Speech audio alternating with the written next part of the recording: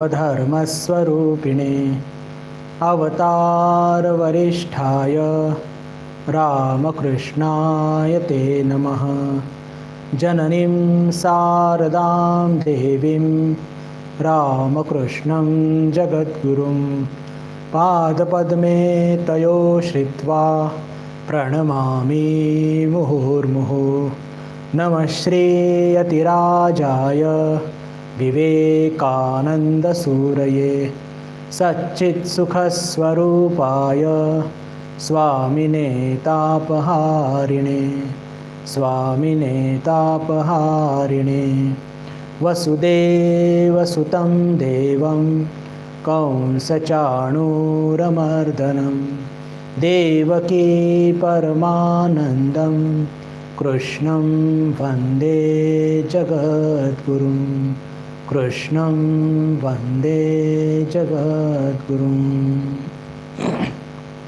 नमस्कार, आपल्या सर्वांचं या व्हर्च्युअल वर्गामध्ये पुनश्च एकदा स्वागत।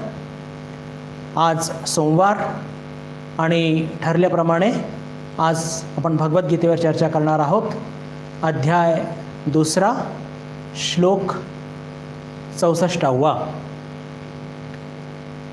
मागच्या वेळेस या श्लोकाची आपण काही चर्चा त्याची सुरुवात केली होती आणि त्याच्यात आपण बघितलं होतं की आपल्या जीवन प्रवाह चालवण्याकरता आपल्याला काही सात्विक स्तरावरती काही भोग घ्यावेच लागतात। एकदम भोग घ्यायचे नाही हे शक्य नाही आहे, पण ते सात्विक भोग घेत असताना आपण त्यात अडकलं नाही पाहिजे। विशेष करून विषय चिंतन नाही केलं पाहिजे का? कारण की ध्यायतो विषयान पुंसः संगस्तेषु उपजायते संगात संजायते कामः कामात क्रोधो विजायते। मागच्या वेळेस बघितलं आपण, क्रोधात भवति सम्मोह सम्मोहात स्मृतिविभ्रमः, त्याच्यानंतर स्मृतिभ्रंशात बुद्धिनाशो बुद्धिनाशात प्रणश आहे। काहीतरी विषयांमध्ये थोडंफार तरी आपल्याला त्याचा उपभोग घ्यावाच लागेल आहे, शरीर टिकवण्याकरता कमीत कमी, नाही तर साधना कशी होणार? त्याच्याकरता आपल्याला भगवान काय उपाय सांगतात? रागद्वेष वियुक्तैस्तु विषयानिंद्रियैश्चरन् आत्मवैश्येर्विधेयात्मा प्रसादम अधिगच्छति। म्हणजेच काय की आपल्या इंद्रियांच्या माध्यमातून जे आपण भोग घेत असतो त्या इंद्रियांमध्ये राग आणि द्वेष हे विद्यमान असतात, म्हणजेच आसक्ती। आणि जर त्या इंद्रिय राग आणि द्वेष रहित आपण त्यांना केलं आणि त्या स्थितीमध्ये जर त्या विषयांमध्ये वावरल्या तर त्यातून कोणत्याही प्रकारचं धोका म्हणजे कमी असतो। आणि म्हणून रागद्वेष वियुक्तैस्तु म्हणतात, युक्तेस्तु नाही म्हणत, द्वेष वियुक्तैस्तु, की जर इंद्रियातून तो रागद्वेष काढला आणि मग जर आपल्या विषयांचा भोग केला, जे भोग अवर्जनीय आहे, हे लक्षात घ्या बरं, जे भोग अवर्जनीय आहेत म्हणजे साधकाच्या दृष्टीने जे मान्य आहेत, तर त्यातून जसं एक साधक महापुरुष जे असतात किंवा आत्मसाक्षात्कारी महापुरुष असतात, आपण ठाकूरांचे मागच्या वेळेस उदाहरण बघितलं होतं की कसं एक महत्त्वाचा सिद्धांत जो बघितला होता मागच्या वेळेस आपण, की जेव्हा एखाद्या विषयाप्रती आपली आसक्ती होते तर किंवा आपला राग स्थिर होतो, कामना स्थिर होते, तेव्हा आपण आसक्त होत असतो। पण ठाकूर कसे वागायचे? आणि विशेष कर गिरीश घोषांचं उदाहरण बघितलं आपण की त्यांचं जे प्रेम होतं ते कसं होतं? ते आसक्तीरहित प्रेम होतं, म्हणून त्यांना त्यांच्या व्यवहारावरती असा काही राग यायचा नाही जसा आपल्याला येत असतो। स्वामीजींची आपण उदाहरण बघितलं होतं की स्वामीजी कसं म्हणतात की ठाकूरांनी जे मला जे प्रेम दिलं तसं प्रेम आम्हाला कोणीच दिलं नाही। आणि तसंच आपण हे पण बघितलं होतं की जेव्हा आपण द्वेषापोटी, मत्सरापोटी, क्रोधापोटी एखाद्या गोष्टीचा त्याग करतो तो खऱ्या अर्थाने त्याग नसतो। खऱ्या अर्थाने तो त्याग नसतो. तो आपला द्वेष असतो, मत्सर असतो, क्रोध असतो. आणि त्याचं सर्वश्रेष्ठ उदाहरण म्हणजे पुन्हा भगवान श्रीरामकृष्ण जे त्यागाचे बादशहा अशी आपल्या माताजी म्हणतात. आणि कामिनी कांचन त्यागी तरीसुद्धा त्यांनी माताजींना आपल्या जवळ ठेवलं आणि किती सन्मानपूर्वक ठेवलं. तेवढंच नव्हे तर इतर भक्तांना सुद्धा, विशेषकर महिला भक्तांना सुद्धा त्यांनी किती सन्मान दिला. आणि ही रामकृष्ण विवेकानंद भावधारेची एक फार मोठी ही एक याला म्हणतो की एक वैशिष्ट्य आहे की माता भगिनींना इथे खूप सन्मान दिला जातो. म्हणजे ठाकूरांचा त्याग तो काही द्वेष किंवा मत्सर पोटी नव्हता. इथपर्यंत आपण पोहोचलो होतो. त्याचे थोडंसं पुढे जाऊया की पहा, आता विषयांच्या चिंतनाच्या संदर्भात अजून थोडं चिंतन करण्याची आपल्याला आवश्यकता आहे की काही गोष्टी आपल्याला फार हव्याशा वाटत असतात, वांछनीय, त्याचं पण चिंतन करत असतो. काही गोष्टी आपल्याला नकोशा असतात, त्यांचंही चिंतन करत असतो आपण विपरीत दिशेने. मग ते विषय असो की मग ते व्यक्ती असो. ज्या गोष्टी आपल्याला हव्याशा असतात त्याचं चिंतन करत असतो, त्यातून आसक्ती निर्माण होत असते. त्या व्यक्तीप्रती आपलं आसक्तीपूर्ण प्रेम असतं. आणि ज्या वस्तू आपल्याला नकोशा असतात, जे व्यक्ती नकोशे असतात, त्यांच्याप्रती सतत चिंतन केल्याने आपल्या मनामध्ये द्वेष, मत्सर, घृणा हे वाढत जातं. म्हणजे कोणत्याही अर्थाने कधी पण विषयांचं चिंतन हे फार साधकाला धोकादायक आहे. वांछनीय चिंतन आणि अवांछनीय चिंतन म्हणजे विषयाच्या संदर्भामध्ये कोणतंही चिंतन हे योग्य नाही आहे. का? कारण की आपल्या इंद्रियांमध्ये आपल्या अंतःकरणामध्ये ती आसक्ती तशीच दडलेली आहे. आणि आपल्याला काय करायचं आहे? विवेकपूर्ण आपल्या इंद्रियांना आसक्तीच्या आणि रागद्वेषाच्या वर न्यायचं आहे. त्याच्याकरता काय करावं लागेल की त्या इंद्रियांमधलं, त्या अंतःकरणामधलं ही आसक्ती जी आहे हिचा नाश करावा लागेल. हे जे आसक्तीरूपी विष आहे, या आसक्तीरूपी विषाला जर आपण जाळून टाकलं तर फार बरं होईल.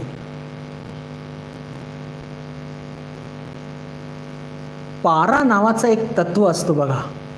आपण जे थर्मामीटरमध्ये टेम्परेचर नापतो, त्या टेम्परेचरमध्ये त्या थर्मामीटरमध्ये तो पारा असतो बघा, खालती कमी होत असतो. ताप आल्यावरती आपण मेजर करतो. तर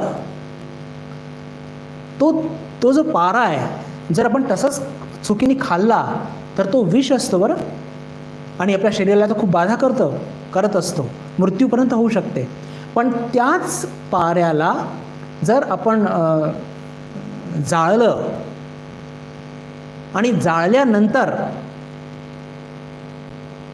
त्याचा एक भस्म तयार होतो, ते भस्म मात्र औषधीसारखं कार्य करतं आयुर्वेदामध्ये. बिलकुल त्याप्रमाणे बंधू भगिनींनो, जर आपण या विषयांमधले आसक्ती काढली, विषयांमधले ते आसक्तीरूपी विष काढलं तर काही प्रॉब्लेम नाही आहे. पण कसं आहे की विषयांमध्ये आसक्तीरूपी विष नसतं. विषयांमध्ये आसक्तीरूपी विष नसतं. ते कुठे असतं? ते असतं इंद्रियांमध्ये, अंतःकरणामध्ये. आणि म्हणूनच विषयांमध्ये ही शक्ती नसते की ते येऊन इंद्रियांना चिपकतील. ही शक्ती इंद्रियांमध्ये आहे, ही शक्ती अंतःकरणामध्ये आहे की ते जाऊन विषयांना चिपकतं. म्हणजे आपल्याला अंतःकरण आणि इंद्रियातून ते आसक्तीरूपी विष त्याला जाळून टाकायचं आहे. तेव्हा आपल्या इंद्रिय राग द्वेष वियुक्तैस्तु, तेव्हा तसं ते होणार. पुढे भगवान म्हणतात पहा, राग द्वेष वियुक्तैस्तु विषयानिंद्रियैश्चरन्. जीवन प्रवाह चालवण्याकरता इंद्रिय विषयांमध्ये थोड्याफार खेळतीलच. पुन्हा मी सांगतोय, अवर्जनीय वर्जनीय जे आहेत साधकाकरता त्याच्याकडे जायचंच नाही आपल्याला. जे अवर्जनीय गोष्टी आहेत साधकाकरता, त्याच्यामध्ये खाणं आहे, पिणं आहे, थोडं निसर्ग बघणं आहे, ईश्वराचं रूप बघणं आहे, ह्या सगळ्या अवर्जनीय आहेत. तर हे करत असताना पुन्हा शब्द वापरतात, आत्मवैश्येर विधेयात्मा प्रसादम अधिगच्छती. इथे शब्द वापरलाय आत्मवैश्येही. काय याचा अर्थ आहे पहा, रागद्वेष वियुक्तैस्तु विषयानिंद्रियैश्चरन्, की विषयांमध्ये इंद्रियांना जर खेळवायचंच असेल तर ते रागद्वेष वियुक्तैस्तु असल्या पाहिजे. आणि काय असलं पाहिजे, अजून दुसरी अट त्यांनी टाकली आहे, आत्मवैश्यैही. म्हणजे काय, हा विशेषण का लावला, याचा अर्थ असतो की इंद्रिय स्वतःच्या कह्यात असल्या पाहिजे.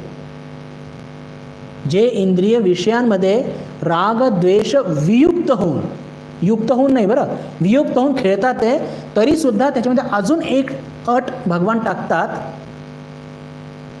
आणि ती अट टाकून काय म्हणतात, त्या कशा असल्या पाहिजे इंद्रिय, त्यांना स्वतःवरती ताब्या असल्या पाहिजे. म्हणजे आत्मवैश्ये हे असं का हो. आधी तर म्हटलंय की रागद्वेष वियुक्त असतो म्हणजे झालं. रागद्वेषाने जर वियुक्त असल्या तर मग काही समस्या नाही आहे.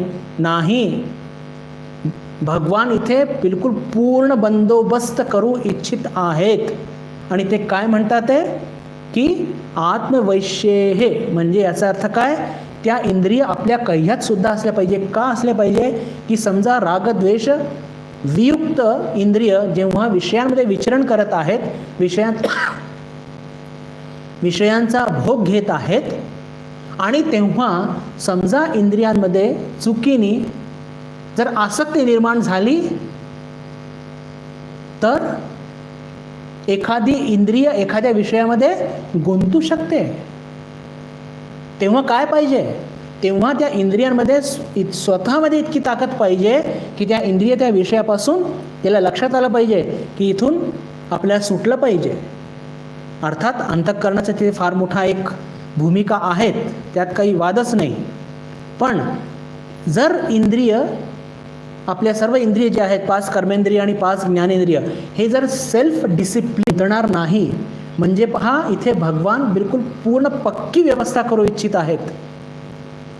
एकतर आपल्या साधकांच्या इंद्रिय रागद्वेष वियुक्त असल्या पाहिजे आणि त्यांचा स्वतःवर ताब्यासुद्धा पाहिजे, आत्मवैश्येही.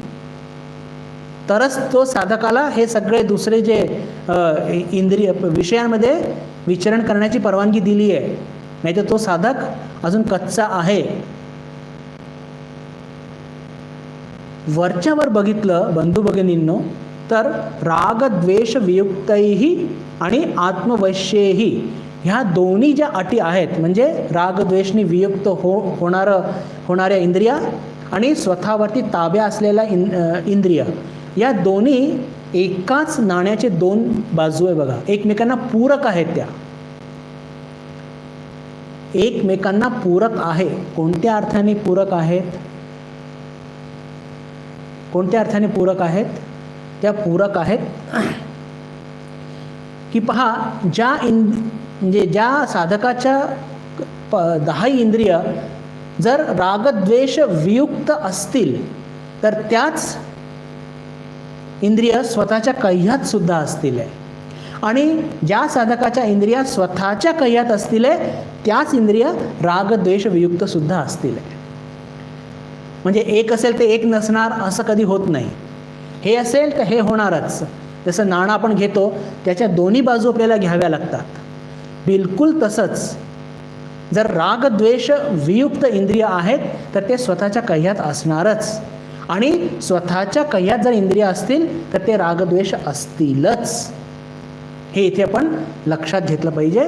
तर ही दुसरी अट झाली. अजून एक अट पुढे सांगतात ते भगवान, रागद्वेष वियुक्तैस्तु विषयानिंद्रियैश्चरन् आत्मवैश्येर विधेयात्मा प्रसादम अधिगच्छती.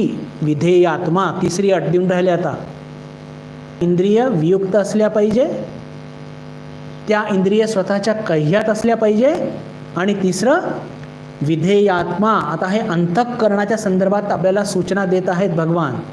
काय सूचना देत आहेत की त्या साधकाचं अंतःकरण ते स्वतःच्या इच्छेनुसार ते वशात असलं पाहिजे. पहा, आपल्या इंद्रियांना चालवणारं कोण असतं, त्यांच्यावरती ताब्यात ठेवणारा कोण असतो? ते अंतःकरण असतं. इंद्रिय कह्यात आहे पण अंतःकरण कह्यात नाही आहे, तर पुन्हा आपली गाडी कुठेतरी कोसळणार. आणि म्हणून त्यांनी म्हटलंय विधेयात्मा, म्हणजे इंद्रिय रागद्वेषने वियुक्त असल्या पाहिजे, त्या स्वतःच्या कह्यात असल्या पाहिजे, आणि त्यांना चालवणारं जे अंतःकरण आहे ते सुद्धा स्वतःच्या इच्छेनुसार कह्यात असलं पाहिजे. नाहीतर घरामधले जे वरिष्ठ मंडळी आहे तेच गडबड करतात आहे, तर लहान मुलं तर गडबड करणारच, मग तसा प्रकार तो होऊन जाईल. म्हणून आचार्य शंकर या विधेयात्माची परिभाषा देताना आपल्या शंकर भाष्यामध्ये फार सुंदर सांगतात. इच्छा तो विधेय आत्मा अंतःकरणम यस्य सह अयम विधेयात्मा. विधेयात्म्याची परिभाषा सांगतात ते, की विधेयात्मा कशाला म्हटलं पाहिजे, तर इच्छा तो विधेय आत्मा अंतःकरणम यस्य सह अयम विधेयात्मा. असा पुरुष ज्याचं अंतःकरण त्याच्या इच्छेनुसार त्याच्या वशात आहे,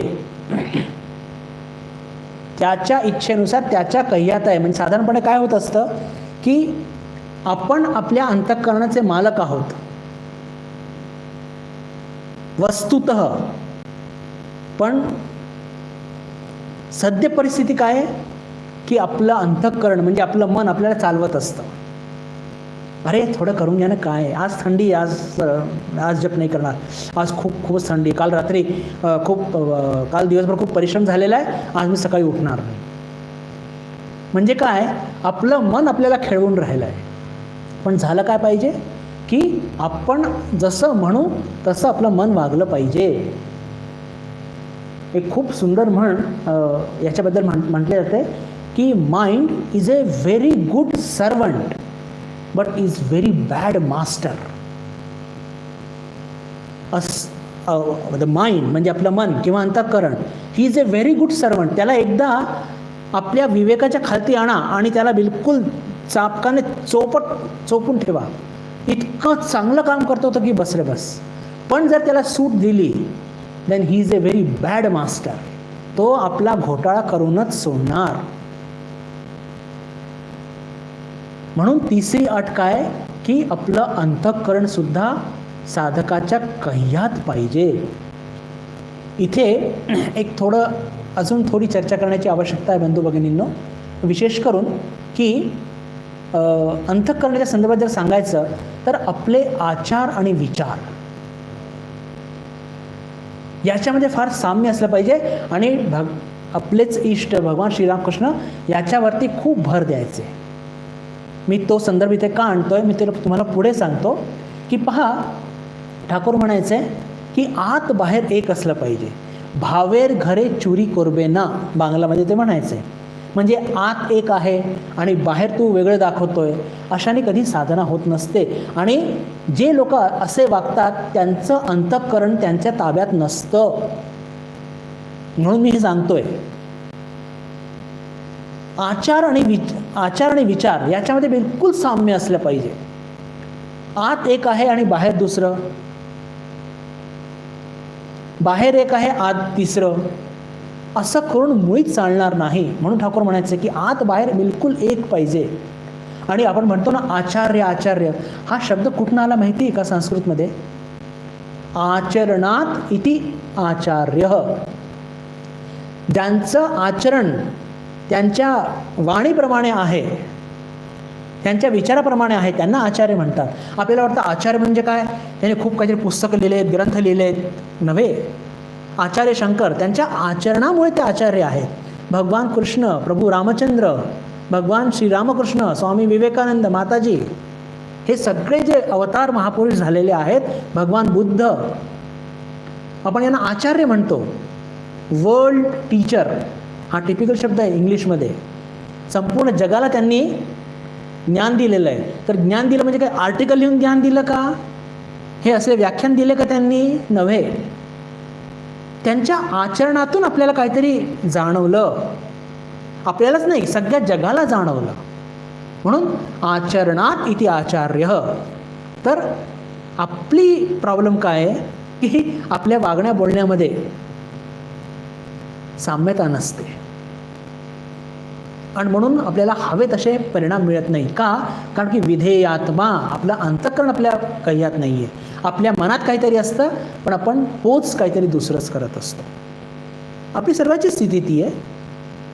ही दुर्दैवी परिस्थिती आहे पण ही वस्तुस्थिती आहे. म्हणून आचार आणि विचार जिथे एकसारखे आहेत तिथे नक्कीच त्याचा अंतःकरणाच्या कह्यात असणारच. बोले जैसा चाले त्याची वंदावी पावले. बरोबर ना? बिलकुल तोच कन्सेप्ट आहे. जे आतमध्ये आहे ते बाहेर असलं पाहिजे. याचा एक चुकीचा अर्थ लोक घेतात. कसं? मी जाऊन कोणाला तरी एखाद्याला बिचाऱ्याला थोबाडीत मारली एक. विचारलं का मारलं? अहो तुम्हीच तर म्हणाले की जे मनात आहे ते बाहेर येऊ द्या. हे याचा अर्थ नाही आहे. बरं, आतही शुद्धता पाहिजे आणि बाहेरही शुद्धता पाहिजे. आतमध्ये शुद्धता नाही आणि बाहेर मी दाखवतोय हे चुकीचं आहे. आणि म्हणून ते दोन शब्द पहा निघाले, मिथ्याचार आणि पाखंडी. गीतेच्या 3ऱ्या अध्यायामध्ये येणार आहे तो विषय. काय की पहा की आपल्या जीवन म्हणजे एखादा मनुष्य आहे, त्याच्या जीवनामध्ये त्याचे आचार व्यवस्थित आहे पण त्याचे विचार वाईट आहे, तर त्याला काय म्हणायचं? मिथ्याचार. बाहेर खूप चांगलं दाखवतोय पण आतमध्ये विचार चांगले नाही आहे. कर्मेंद्रियाणि संयम्य यास्ते मनसा स्मरन इंद्रियार्थान विमूढात्मा मिथ्याचारः उच्यते. बाहेर व्यवहार मी काहीतरी पोच करतोय काही फार वेगवेगळं पण आतमध्ये माझ्या काहीतरी द्वेष मत्सर क्रोध सुरू आहे, नाही होणार, मिथ्याचार आहे. आणि उलटं जर झालं तर माझा आचार मी व्यवस्थित करतोय, आचार व्यवस्थित नाही आहे पण माझे विचार चांगले आहेत, असं फार क्वचित घडतं पण घडतं असं. त्याला काय म्हणतात? त्याला पाखंडी म्हणतात. तर आपल्याला पाखंडपासून पण वाचायचं आहे आणि आपल्याला मिथ्याचारपासून सुद्धा वाचायचं आहे, हे लक्षात घ्या. आपल्याला आत आणि बाहेर एक आणि सोयीस्कररित्या नाही. आतमध्ये पण शुद्ध, पवित्र, निस्वार्थी, द्वेषरहित, क्रोधरहित, बाहेर सुद्धा तसंच असलं पाहिजे. तेव्हा आपल्या अंतःकरण आपल्या कह्यात राहील आणि तेव्हाच या 3 अटी पहा सांगितल्या. आणि 3 अटी आपण प्राप्त केल्यानंतर आपल्याला काय मिळणार आहे? आत्मवैश्येर विधेयात्मा प्रसादम अधिगच्छति. काय म्हणतात भगवान इथे की इंद्रियांनी विषयांचा उपभोग घेत असूनही अंतःकरणाची प्रसन्नता प्राप्त करून घेतो. एकदा मी पुन्हा श्लोक वाचतो म्हणजे त्याचा पूर्ण सिक्वेन्स लक्षात येईल. राग द्वेष वियुक्तैस्तु विषयानिंद्रियैश्चरन् आत्मवैश्येर विधेयात्मा प्रसादम अधिगच्छति. परंतु अंतःकरण ताब्यात ठेवलेला साधक आपल्या ताब्यात ठेवलेल्या रागद्वेषरहित इंद्रियांनी विषयांचा उपभोग घेत असूनही अंतःकरणाची प्रसन्नता प्राप्त करून घेतो. पहा, याचा सिक्वेन्स आपल्याला समजावा लागेल. हे सगळे श्लोक फार एकमेकांना जोडलेले आहेत. 62 आणि 63व्या श्लोकामध्ये सांगतात विषयाचं चिंतन केल्याने तो साधक प्रलोभनात पडतो आणि त्याचा सत्यानाश होतो आध्यात्मिकरित्या. पण जीवन प्रवाह चालवण्याकरता त्याला विषयांचा भोग घ्यावाच लागतो. अशा वेळेस काय करायचं साधकांनी, तुम्ही आणि मी? तर आपल्याला पहा त्यांनी 3 अटी सांगितल्या आणि त्या 3ही अटींचं जर पालन केलं तर काय प्राप्त होतं? प्रसादम अधिगच्छति. म्हणजे विषयांमध्ये आपण विषयांचा भोग जरी घेतला तरी आपल्याला प्रसन्नता प्राप्त होते. आता प्रश्न हा पडतो की विषयांनाचं भोग घेऊन प्रसन्नता प्राप्त होते याचा अर्थ काय? की पहा, साधारण लोक भोगवृत्तीने आणि सगळे वर्जनीय भोगसुद्धा भोगतात आणि ते प्रसन्नताला प्राप्त करत नाही. ते कशाला प्राप्त करतात? अशांतीला, दुःखाला प्राप्त करतात. का? कारण की ते राग द्वेषाने युक्त होऊन आपल्या इंद्रियांवरती त्यांचा ताब्या नसतो, त्यांचं अंतःकरण त्यांच्या कह्यात नसतं. अशा भोगवृत्तींनी ते अवर्जनीय आणि वर्जनीय दोन्ही भोग भोगत असतात. म्हणून त्यांची जी आपण म्हणतो ना, कधी कधी लोक प्रसन्न असतात, हा महाराज आज मला माझा पगार वाढ झाली, मला अमुक झालं, मला तमुक झालं वगैरे वगैरे, किंवा मी असं घेतलं तसं केलं. तर ती प्रसन्नता कशी असते? ती शांतीपूर्ण प्रसन्नता नसते. लक्षात घ्या, साधकाची जी प्रसन्नता असते म्हणजे एक तर त्याला विषयामध्ये रमायचं नसतं साधकाला, पण त्याला रमावं लागतं का? जीवन प्रवाह चालवायचा आहे. मग त्याच्याकरता तो 3 अटी भगवानांनी दिल्या आहे आणि त्या 3 अटी पूर्ण करून त्यांनी जे अवर्जनीय भोग आहे भोगले, ते भोग भोगून सुद्धा त्याला प्रसन्नता प्राप्त होते.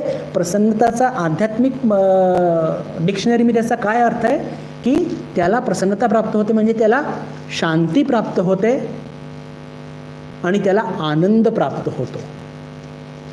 सामान्य लोकांना तात्पुरतं सुख मिळतं. मी शब्द काय वापरतो लक्षात घ्या, सुख आणि आनंद.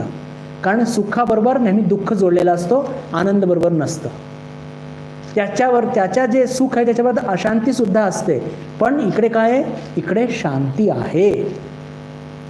म्हणजे जेव्हा साधक आपल्या इंद्रियांमधून अंतःकरणामधून रागद्वेष काढतो, इंद्रियांना कह्यात ठेवून, आपलं अंतःकरण आपल्या कह्यात ठेवून, आणि जेव्हा जीवन प्रवाह चालवण्याकरता इंद्रियांमध्ये रममाण होतो, तर त्यातून त्याला दुःख, क्लेश, अशांती प्राप्त होत नाही, त्याला प्रसन्नता प्राप्त होते. म्हणजे काय? शांतीपूर्वक आनंद प्राप्त होत असतो. प्रसादम अधिगच्छति असं त्याचा अर्थ आहे. हे प्रसाद जो शब्द आहे ना बंधू भगिनींनो, हा फार महत्त्वाचा आहे, अतिशय महत्त्वाचा आहे. पातंजली योगसूत्रामध्ये पातंजली महामुनींनी जो एक पहिलाच एकदम त्यांचा सूत्र आहे की चित्तवृत्ती निरोध, आपल्या चित्तामध्ये ज्या काही वृत्ती निर्माण होत असतात, विषय वासना, त्यांचा निरोध केल्याने आपल्याला हेच प्रसाद, जी स्थिती प्राप्त होते, ती स्थिती गीतेमध्ये सांगितली काय? प्रसाद. म्हणजे शांतीपूर्वक प्रसन्नता, शांतीपूर्वक आनंद, हा त्याचा अर्थ आहे. आणि हे जो प्रसाद प्राप्त होतो, ही प्रसादाची स्थिती जी प्राप्त होते, ही जी प्रसन्नता प्राप्त होते, हे काही मनाच्या ते वृत्ती असतात, त्यांना कधी दाबून प्राप्त होत नसते. हे थोडंसं आपण आज जरा मानसशास्त्राकडे जाऊया आणि ते फार महत्त्वाचं आहे. बरं, 2 की 3 व्याख्यान आधी आपण याची चर्चा केलेली आहे की पहा, आपल्या सर्वांच्या मनामध्ये संस्कारगत दोष आहेत. ते स्वीकार केल्याशिवाय पर्याय नाही आहे. आणि ते संस्कार आपल्याला ओढतात विषयांकडे. दाबल्याने काय होईल? सप्रेस केल्याने ते योग्यच नाही, ते योग्य नाही आहे. काहीतरी मानसिक विकृती निर्माण होऊ शकते. सप्रेस करू शकत नाही, एक्सप्रेस करू शकत नाही. एक्सप्रेस केलं तर काय होईल? ते अजून फोफावतील. दाबलं तरी फोफावतील. मग काय करायचं? ठाकूर काय म्हणाले? त्यांची गती फिरवून द्या. रमण करायचंय, आत्मतत्वाबरोबर रमण करायचं. रूप बघायचंय, ईश्वराचं रूप बघायचंय. काहीतरी सुगंध घ्यायचा आहे तर मी देवाच्या निर्माल्याचा सुगंध घेईन आहे. काहीतरी ऐकायचं आहे, मी ठाकूरांचे भजन ऐकणार आहे, स्तोत्र पठण करणार आहे, गीता पठण करणार आहे, तेच फक्त मी ऐकणार. दंभ करायचा असेल तर विभीषणाप्रमाणे की मी देवापुढे आपलं मस्तक नमवलंय, मी आता पुढे कोणापुढे आपलं मस्तक नमवणार नाही. क्रोध करायचा असेल तर स्वतःवर करा की माझं मन का लागत नाही ईश्वराच्या चरणी. पहा, या सगळ्या गोष्टींना हा एक अत्यंत विधेयात्मक पैलू ठाकूर आपल्याला सांगतात. कारण की यांच्याशी फाईट तर करायचं, यांना दाबून चालणार नाही. फक्त त्यांची गती आपल्याला ईश्वराकडे वळवून द्यायची आहे, हे आपल्याला लक्षात घेतलं पाहिजे. तर आपल्याला काय करायचं आहे बंधू भगिनींनो, की आपल्याला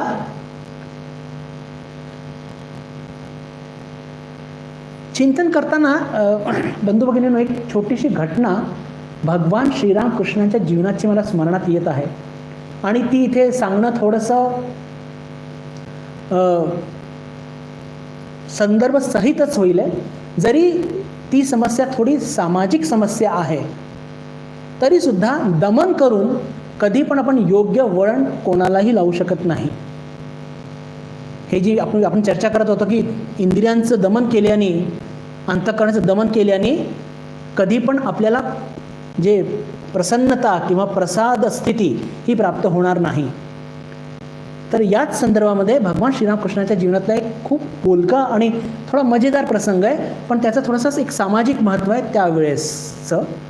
आणि ते म्हणजे असं की आपले भगवान श्रीरामकृष्ण हे किशोर वयाचे होते. 10-11 वर्ष त्यांचं वय असेल. कामारपुकूरलाच होते आणि तिथे एक वैश्य वस्ती होती आणि तिथे एक दुर्गादास पाईन नावाचे एक फार भले मोठे व्यापारी, गलेलठ्ठ पैसा त्यांच्याकडे, खूप धनाढ्य ते होते. त्यांना फार अभिमान होता की त्यांच्या घरातल्या स्त्रियांनी कधी कोणी बघितलेलं नाही आहे. त्यावेळेस पर्दा प्रथा खूपच होती आणि स्त्रियांना जर बाहेर येऊ दिलं तर त्या बिघडतील वगैरे असे काहीतरी चुकीच्या संकल्पना होत्या, खोचक म्हणजे याला म्हणतो ना की एकदम वाईट पद्धती होत्या. आणि दुर्गादास पाईन त्यांच्या घरामध्ये सुना मुली वगैरे सगळं मिळून एक चांगला 15-20-25 अशा आया बहिणी तिथे राहत असे. पण कोणी बाहेर नसत. कसं ते जीवन जगत असतील भगवान जाणे होता की माझ्या घरच्या स्त्रिया कधी बाहेर येत नाही. 11 वर्षाचे गदाधर त्यांच्या पुढे म्हणजे इतर कोणाशी बोलत असताना त्यांनी सांगितलं की माझ्या घरच्या स्त्रियांनी पहा, स्त्रियांना कधी कोणी बघितलेलं नाही आहे, किती पवित्र आहे माझ्या घरच्या स्त्रिया. तर तिथे 11 वर्षाचे गदाधर त्यांनी त्याचा विरोध केला. अरे मुलींमध्ये पावित्र्य जर त्यांना जपायचं असेल तर त्यांना ईश्वर भक्ती शिकवा. पहा काय उपाय सांगतात आणि तेही 11 वर्षाचे. त्यांना विवेक वैराग्याचे धडे द्या, त्यांना सगळ्यात मोठं ईश्वराची भक्ती शिकवा. त्यातून त्यांना जीवनाची एक दिशा मिळेल, त्यातून त्यांचं पावित्र्य अक्षुण्य राहील, मुलाचं असो की मुलीचं असो. पण ते तसं मानायला तयार नव्हते. आणि एकदा मग त्यांना भगवान श्रीरामकृष्णांनी त्यांना तिथे चॅलेंज केलं गदाधरांनी की पहा, तुमच्या घरात आजपर्यंत कोणी शिरलं नाही तुम्ही असं म्हणता, पण मी तुम्हाला तुमच्या घरात शिरून दाखवू शकतो. तर दुर्गादास पाईन त्यांचं खूप प्रेम होतं गदाधरांवरती. त्यांनी म्हटलं तू माझ्या घरात शिरून दाखव, मी तुला बक्षीस देईन. आणि घडलं असं की काही दिवसांनीच 1-2 आठवड्यांनी एक संध्याकाळची वेळ, म्हणजे आता रात्र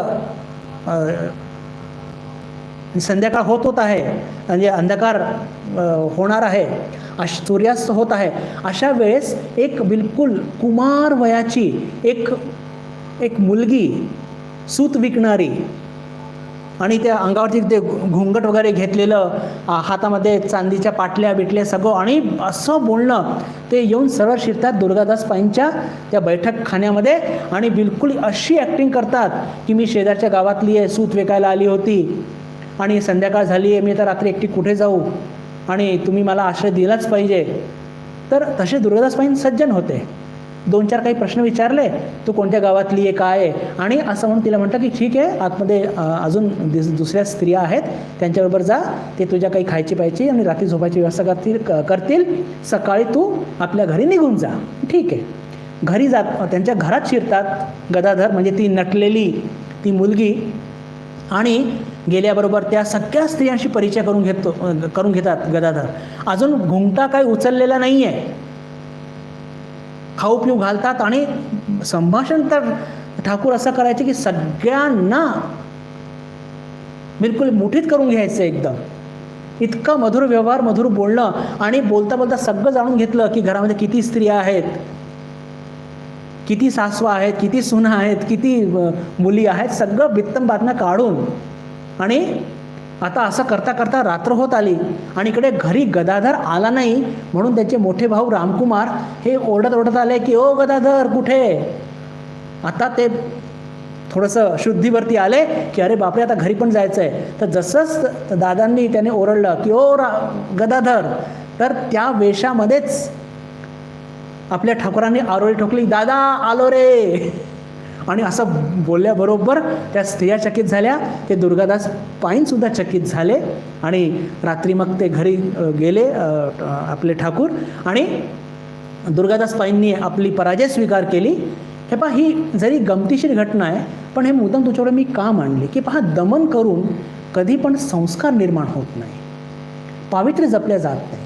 त्याच्याकरता विवेक, वैराग्य आणि सगळ्यात मोठं विवेक वैराग्य सध्या नाही देऊ शकलो हरकत नाही, ईश्वराची भक्ती जे लोक आपल्या घरी शिकवतात. आणि या घटनेच्या माध्यमातून तर किती स्पष्ट उल्लेख करतात भगवान श्रीरामकृष्ण की अरे स्त्रियांचं पावित्र्य जपायचं असेल, मुलांचं सुद्धा पावित्र्य जपायचं असेल तर त्यांना ईश्वर भक्ती शिकवा. त्यांना घरात डांबून किंवा त्यांच्या मनाला त्याच्यावरती पगडा आणून असं कधीही आजपर्यंत आपण कोणाचं पावित्र्य जपू शकत नाही. हे फार महत्त्वाचं आहे. ही चर्चा कुठे निघाली बंधू भगिनींनो आपली? तर ही चर्चा निघाली तर प्रसादम अधिगच्छती, की जेव्हा आपल्या जीवनामध्ये आपण 3 अटीचं पालन केलं आणि त्या 3 अटीचं पालन केल्यानंतर जर आपल्याला अवर्जनीय, मी सारखं ते जे शब्द उल्लेख करतो त्याला महत्त्व आहे बरं, अवर्जनीय, आपल्याला जे वर्जनीय भोग आहेत ते आपण सोडलेले आहेत, आपण साधक आहोत. पण जे अवर्जनीय शरीर निर्वाह करता ज्या गोष्टी आपल्याला ग्रहण कराव्याच लागतात, तर त्या विषयांमध्ये जर आपण रमण केला त्या 3 अटीसकट, तर आपल्याला काय प्राप्त होतं? प्रसादम अधिगच्छती. म्हणजे त्या विषयांमध्ये आपण आसक्त होत नाही. कोणत्या 3 अटी आहे? रागद्वेष वियुक्तेस्तु, म्हणजे इंद्रियातून रागद्वेष काढणे. दुसरं आत्मवैश्येहे, म्हणजेच काय की आपल्या इंद्रिय आपल्या कह्यात असल्या पाहिजे. आणि तिसरं म्हणजे विधेयात्मा, आपलं अंतःकरणसुद्धा आपल्या कह्यात असलं पाहिजे. ज्ञानेश्वरीमध्ये याच श्लोकामध्ये इंद्रिय विषयांमध्ये कसं वावरल्या पाहिजे साधकाच्या इंद्रिय विषयांमध्ये, अवर्जनीय विषयांमध्ये कशा रमल्या पाहिजे हे सांगण्याकरता अतिशय सुंदर उदाहरण देऊन ते सांगतात की जसं सूर्यनारायणांच्या ज्या हे असतात सूर्यप्रकाशाची किरणं, त्या किरणं पृथ्वीला कशा स्पर्श करतात. काय सुंदर उदाहरण दिलं आहे. हे पहा, सूर्य उगवतो आणि त्या प्रकाश किरण संपूर्ण या पृथ्वीला स्पर्श करतात, दरी, डोंगर, हत्ती, घोडे, उंट, वास्तू. पण त्या आसक्त होतात का? नाही. सूर्यनारायणांनी किरण पुन्हा मागे घेतल्या, त्या किरणे निघून जातात. त्या किरण असं म्हणतात का, आसक्त होतात का त्या पृथ्वीशी की हे झाड मला आवडलं आहे, ते गुलाबाचं फूल मला आवडलं आहे, मी आता इथेच राहणार? नाही. तर जसं सूर्यकिरण पण दिवसभर पृथ्वीला स्पर्श करत असतात, मात्र किती सुंदर उपमा दिली आहे ना, मला खूपच भावली. की जसं सूर्यनारायणाच्या जे किरण असतात पृथ्वीला स्पर्श करतात आणि रोज करतात, प्रत्येक भागाला करतात, पण त्या आसक्त होत नाही. तसंच साधकाच्या इंद्रिय विषयांमध्ये कशा त्यांनी म्हणजे रमल्या पाहिजे, अवर्जनीय या विषयांमध्ये, की जसं सूर्यनारायणच्या किरणे पृथ्वीला स्पर्श करतो आणि आसक्तीरहित त्यांचा तो स्पर्श असतो, तसं साधकांच्या इंद्रिया जीवन निर्वाह करता त्यांनी विषयात रमलं पाहिजे. अजून एक उदाहरण ते सांगतात की हे दुसरं जे उदाहरण त्यांनी सांगितलं आहे ते त्यांनी आत्मसाक्षात्कारी महापुरुषांकरता सांगितलं आहे. आत्मसाक्षात्कारी महापुरुष ते सुद्धा अन्न ग्रहण करतात, निसर्गाचं रूप बघतात, ईश्वराचं रूप बघतात. तर त्याच्या संदर्भात ते सांगतात की जर पाणी पाण्यात बुडेल. शब्दांकडे लक्ष द्या बरं, फार सुंदर उपमा आहे. जर पाणी पाण्यात बुडेल, जर अग्नी आगीला पोळेल, तरच पूर्णावस्थेला प्राप्त मनुष्य संगदोषाला प्राप्त होईल. उपमा थोडी नकारात्मक दृष्टीने मांडल्या गेलेली आहे पॉझिटिव्ह, पण ते डबल नेगेटिव्ह केलेलं आहे. ऋणात्मक बरोबर धनात्मक. आपण अल्जेब्रा शिकलेलो आहे सगळेजण, बरोबर ना. तर तसंच की जर पाणी पाण्याला बुडवेल, आता पाणी कधी पाण्याला बुडवतं का? नाही. अग्नी अग्नीला पोळेल, ती पोळते का? नाही. अरे ही पण अग्नी ती पण अग्नी, ते मिळून जातील फक्त. तर पाणी पाण्याला जर बुडवेल, अग्नी जर आगीला पोळेल, तरच पूर्णावस्थेला प्राप्त मनुष्य संगदोषाला प्राप्त होईल. पण असं कधी होणार नाही. म्हणूनच जे पूर्णावस्थेला प्राप्त मनुष्य आहे तो कधी पण इंद्रियामध्ये खेळत असताना सुद्धा तो कधी पण त्याच्यामध्ये रममाण होणार नाही, तो कधी आसक्त होणार नाही. संत ज्ञानेश्वर महाराजांच्या या दोन्ही सुंदर उपमा आहेत. तर बंधू भगिनींनो, इथे हा श्लोक पूर्ण होत आहे. पण तरीसुद्धा हा जो प्रसादम अधिगच्छति, प्रसादाची जी स्थिती आहे, ही जी प्रसन्नतेची जी स्थिती आहे, त्याच्या संदर्भात अजून आपल्याला थोडं चिंतन करण्याची आवश्यकता आहे. त्याचं कारण तुमच्यापुढे मांडू इच्छितो की पहा, ही प्रसादाची स्थिती किंवा ही प्रसन्नताची स्थिती ही आध्यात्मिक मार्गावरती येणारा एक टप्पा आहे.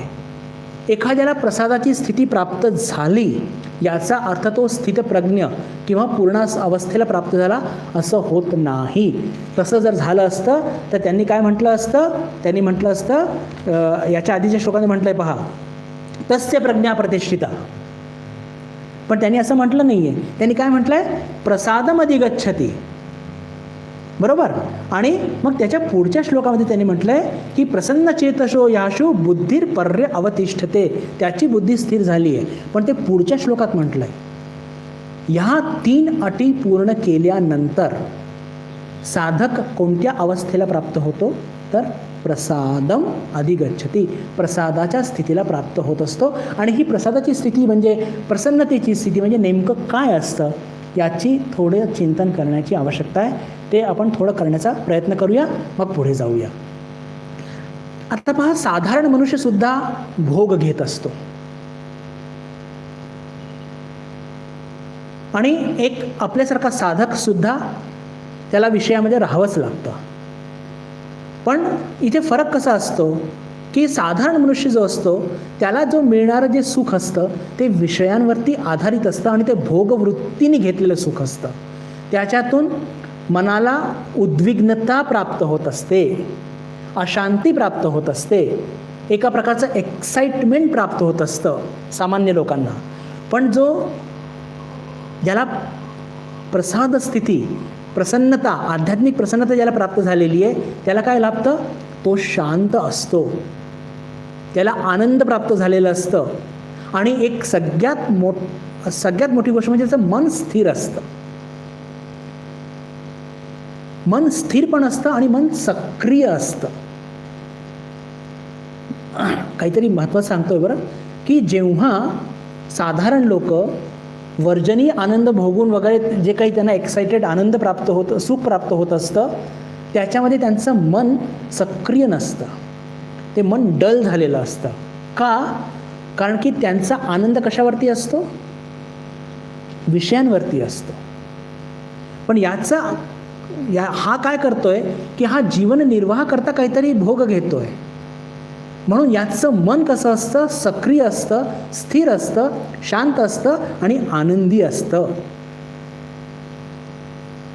आणि पुन्हा जर उदाहरण घ्यायचं आहे तर आपण ठाकूरांचंच उदाहरण घेऊ शकतो. माताजी म्हणायच्या की मी ठाकूरांना कधी पण निरानंद बघितलेलं नाही आहे. पुढे ते असं सुद्धा म्हणतात की मी त्यांना बघितलं आहे की एखाद्या वृद्धाबरोबर ते आनंदात आहे आणि एखाद्या लहानशा मुलाबरोबर सुद्धा आनंदात आहे. वाचलं असेल आपण सगळ्यांनी. एक मनुष्य सगळ्यांबरोबर कसा आनंदी राहू शकतो आणि सगळ्या स्थितीमध्ये कसा आनंदी राहू शकतो.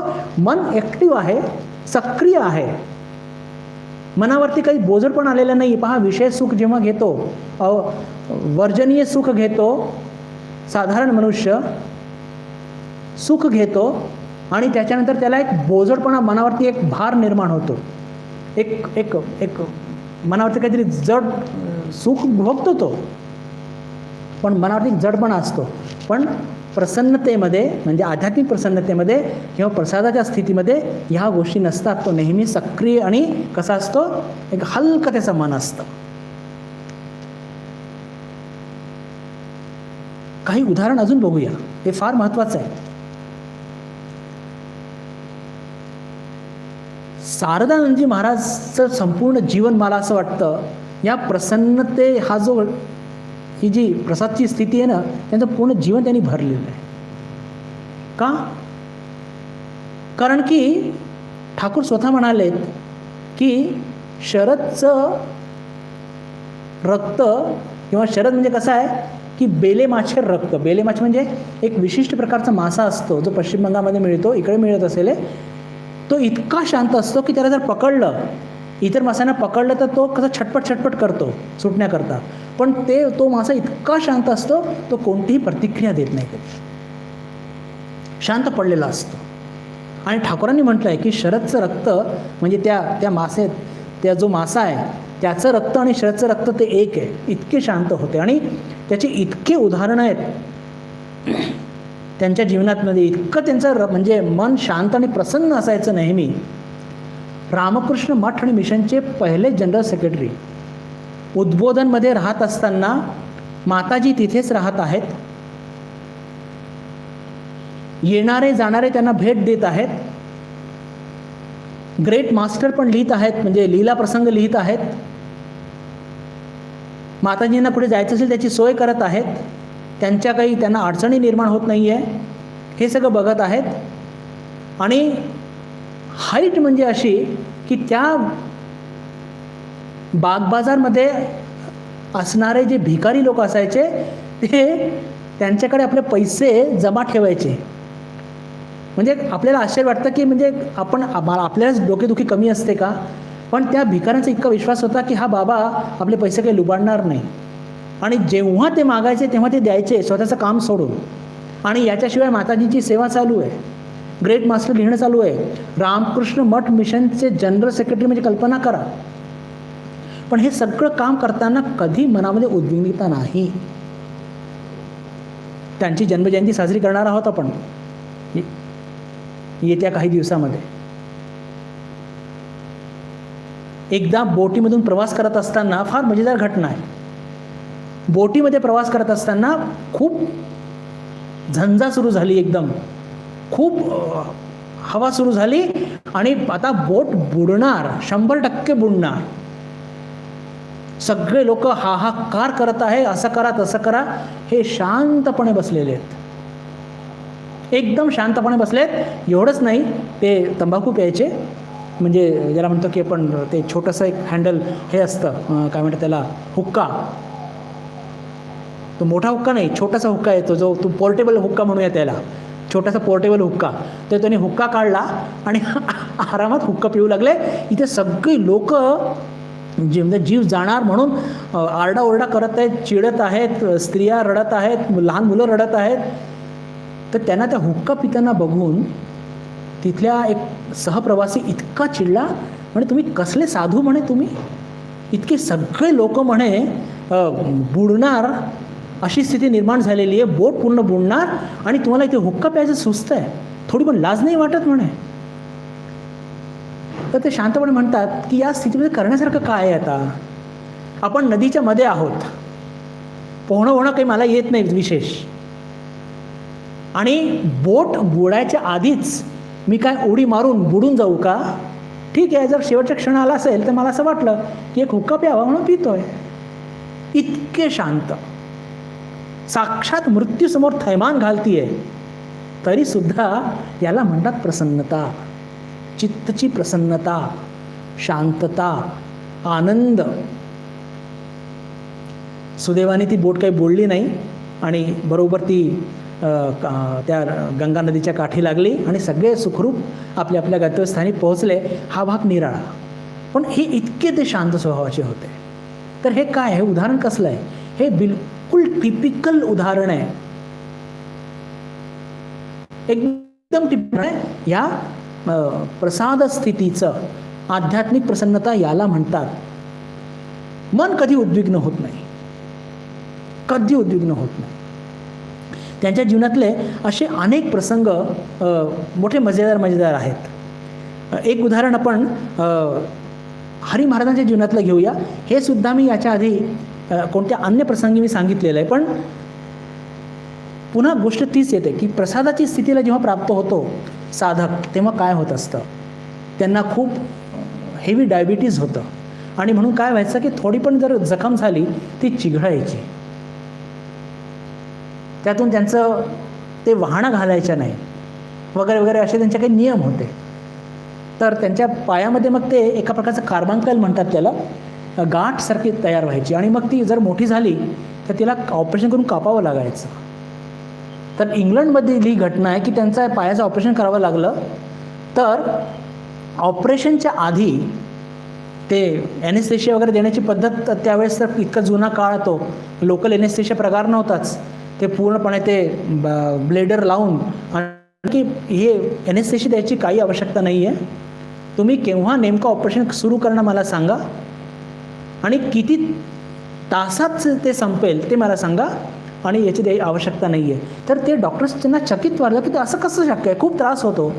त्यांनी म्हटलं त्यांना की हे पा, मी माझं मन पूर्णपणे काढून घेईन. विधेयात्मा, अंतःकरण म्हणतं ना की mind is a very good servant but is a very bad master. या सर्व लोकांनी आपल्या मनावरती इतका जबरदस्त ताबा मिळवलेला होता की त्यांना सांगितलं की काहीतरी 40 मिनिटं लागतील ऑपरेशनला. त्यांनी म्हटलं ठीक आहे, मी 1 तासाकरता माझं मन या शरीरातून काढून घेतो. आणि अक्षरशः 1 तास ते त्यांच्यावरती शस्त्रक्रिया झाली, पण त्यांना ते तोंडातून आ ऊ काही निघालं नाही. आणि 1 तासानंतर बरोबर मग त्यांना त्या थोड्याशा वेदना जाणवू लागल्या. मग त्याच्या तोंडातून थोडंसं शब्द निघू लागले, पण तोपर्यंत ऑपरेशन पूर्ण झालेलं होतं. आत्मवैशेर विधेयात्मा प्रसादम अधिगच्छति. ही जी प्रसन्नता आहे बंधू भगिनींनो, मी तुम्हाला आधी सांगितलं की याची थोडं सखोल आपण चर्चा करणार आहोत. आणि विशेषकर यातून आपल्याला 3 आध्यात्मिक गोष्टी प्राप्त होत असतात. कोणत्या कोणत्या? ट्रँक्विलिटी, ट्रान्सपरन्सी आणि तिसरं म्हणजे आपण ट्रान्झेंट करतो आपल्या मनाला, ट्रान्झेंडेंटल. 3 गोष्टी प्राप्त होत असतात. म्हणजे काय? ट्रँक्विलिटी, मनाची प्रसन्नता. ट्रँक्विलिटीवरनं तो ट्रँक्विलायझर शब्द आलेला आहे. आजकाल हा खूप चालतो. तर पण ते ट्रँक्विलायझर काय असतं? बळजबरीने मनुष्याला झोपवतं. ते एकदम चूक गोष्ट आहे अध्यात्माच्या दृष्टीने. आजकाल ही पद्धत झालेली की एखाद्या माणसाला खूप काहीतरी दुःख झालं आणि त्या दुःखाचं तो बाहेर येऊ शकत नसेल तर त्याला काय करा? ट्रँक्विलायझर देऊन द्या. म्हणजे काय? त्याच्या मनाला निष्क्रिय करा. पण जी ट्रँक्विलिटी या प्रसादाच्या स्थितीने प्राप्त होत असते ही आनंद देणारी असते आणि यातून मन निष्क्रिय होत नसतं. याच्यावरती बरंच काही चर्चा करायची बाकी आहे आणि वेळ झालेला आहे, तर मी अजून खोलात शिरू इच्छित नाही आहे. हे 3 पॉईंट आपण पुढच्या वेळेस नक्की त्याच्यावर चर्चा करणार आहोत येत्या शुक्रवारी. ट्रँक्विलिटी, ट्रान्सपरन्सी जी प्राप्त होत असते, म्हणजे तो एक भाग आहे या प्रसाद स्थितीचा. आणि तिसरं म्हणजे ट्रान्झेंडेंटलिझम, म्हणजे ट्रान्झेंड करतं आपलं मन. त्या तिघांचा काय अर्थ आहे? आणि ह्या पहा, या 3 गोष्टी, याचा अर्थ हा नसतो की मनुष्य किंवा साधक स्थिर बुद्धीला प्राप्त करतो. ही मधली एक स्थिती आहे. पण इथपर्यंत सुद्धा जेव्हा साधक पोहोचतो तर त्याची बरीच प्रगती झालेली आहे असं मानण्यात काहीही हरकत नाही आहे. हे 3 पॉईंट आपण येत्या शुक्रवारी याची चर्चा करण्याचा प्रयत्न करूया. आज आपण इथेच थांबूया. उद्या आपल्या माताजींची जन्मजयंती आहे आणि उद्या सकाळी मठ सकाळी 8 ते 12पर्यंत भक्तांकरता उघडं करण्यात आलेलं आहे. त्याची सूचना आपण नक्की ऐकली असेलच आता. तर आपल्यापैकी ज्या लोकांना म्हणजे शक्य होईल त्यांनी नक्कीच येऊन ठाकूर महास्वामींचे दर्शन घेऊ शकता 8 ते 12च्या मध्ये. बुधवारी आपला वर्ग आत्मबोध वरती होणारच आहे. त्या दिवशी आपली सर्वांची पुन्हा एक शांती शांती शांती. हरि ओम तत्सत. श्रीरामकृष्णार्पणमस्तु.